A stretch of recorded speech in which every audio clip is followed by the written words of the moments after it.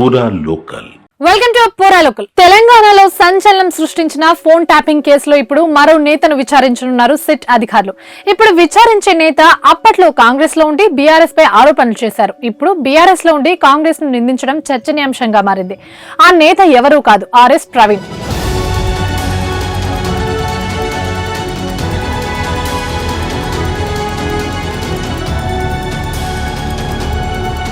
ఇప్పుడు ఈ కేసులో విచారణ బీఆర్ఎస్ నేత ఆర్ఎస్ ప్రవీణ్ దగ్గరికి వచ్చి ఆగింది. ఆర్ఎస్ ప్రవీణ్ కుమార్ ను విచారించేందుకు సిట్ సిద్ధమవుతుంది.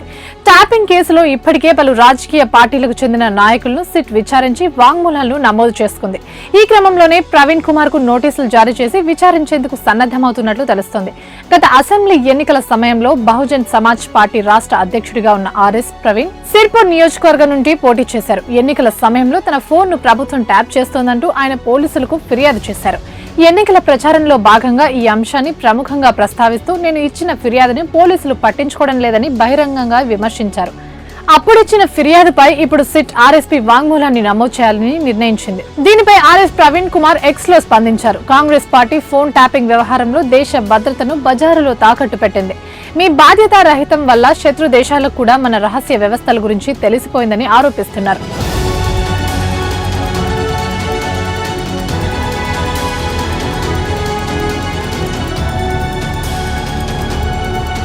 అప్పట్లో బీఎస్పీ నేతగా బీఆర్ఎస్ ను నిందించిన ఆర్ఎస్పీ ఇప్పుడు బీఆర్ఎస్ నేతగా కాంగ్రెస్ కు వ్యతిరేకంగా ఎక్స్ లో పోస్ట్ చేయడం చర్చనీయాంశంగా మారింది.